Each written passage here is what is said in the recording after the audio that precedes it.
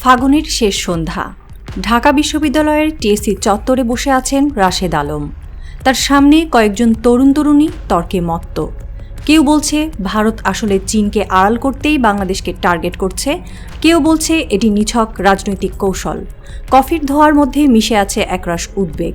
আলোচনার কেন্দ্রে একটাই বিষয়, ভারতীয় সংবাদ মাধ্যম কেন হঠাৎ এত আগ্রহ দেখাচ্ছে বাংলাদেশের প্রতি, অথচ চীনের সঙ্গে সীমান্তে যে উত্তেজনা চলছে তার কোনো আলাপ নেই।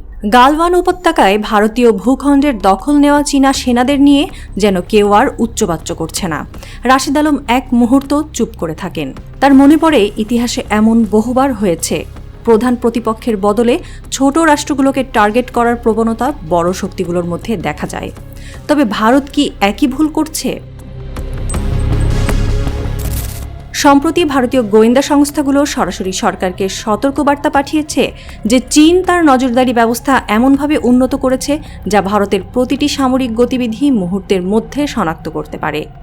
ইউনান প্রদেশে স্থাপিত চীনের নতুন রাডার সিস্টেমের পরিসীমা ৫,০০০ কিলোমিটার পর্যন্ত বিস্তৃত।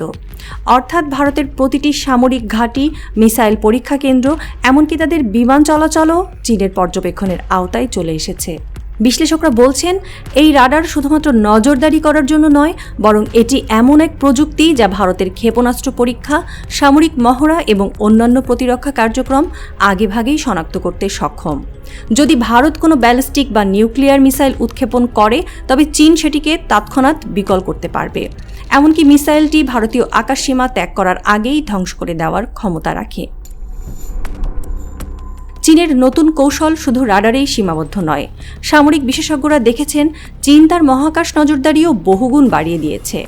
নতুন উপগ্রহগুলোর মাধ্যমে তারা ভারতীয় সেনাবাহিনীর গতিবিধি প্রতিনিয়ত পর্যবেক্ষণ করছে।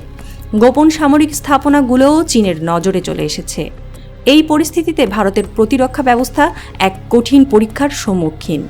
বিশেষজ্ঞরা বলছেন, ভারত যদি এখনই তার সামরিক পরিকল্পনায় পরিবর্তন না আনে, তবে ভবিষ্যতে এটি আরও বড় সমস্যার সৃষ্টি করবে।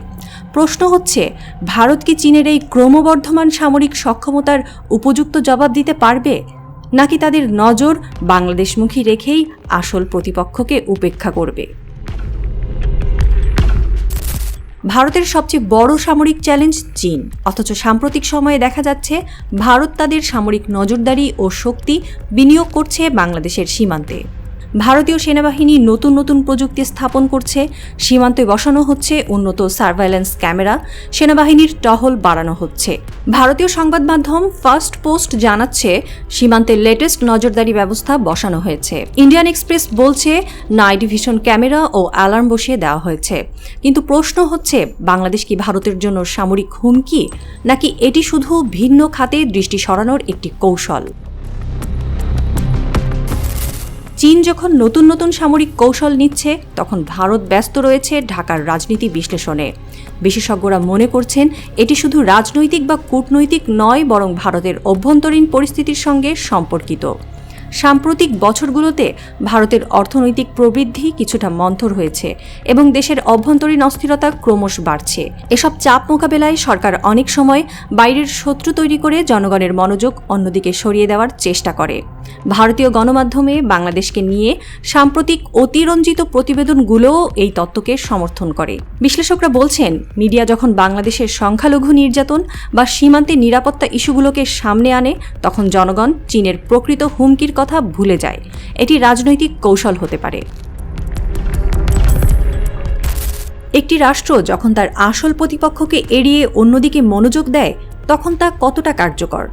ভারতীয় প্রতিরক্ষা বিশ্লেষকরা এখন জোর গলায় বলছেন, ভারত ভুল পথে হাঁটছে। চীনের ক্রমবর্ধমান সামরিক সক্ষমতা এখন ভারতের জন্য সবচেয়ে বড় হুমকি। কিন্তু ভারতীয় সরকার এবং সংবাদ মাধ্যমের দৃষ্টি সরে গেছে বাংলাদেশের দিকে।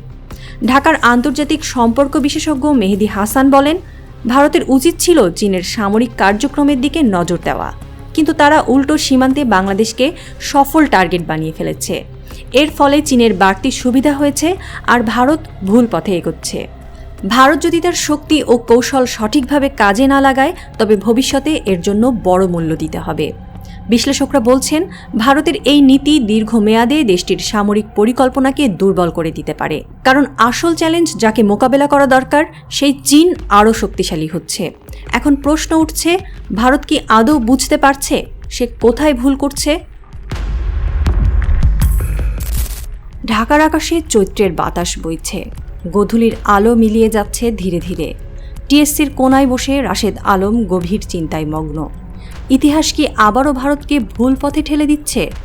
তার সামনে রাখা কফির কাপে ছোট ছোট বুদবুদ উঠছে, যেন প্রতিটি ফেনায় লেখা আছে এক অনিশ্চিত ভবিষ্যতের গল্প। রাশেদ আলম চায়ের শেষ চুমুক নেন। তার মনে প্রশ্ন জাগে, ভারত কি ধীরে ধীরে এমন এক ভবিষ্যতের দিকে এগিয়ে যাচ্ছে যেখান থেকে ফেরার পথ বন্ধ হয়ে যাবে? এমন সময় আকাশের এক কোণে উড়ে যায় এক ঝাঁক কাক, যেন কালো অন্ধকারের প্রতীক হয়ে নরেন্দ্র মোদীর ভবিষ্যৎ জানিয়ে গেল।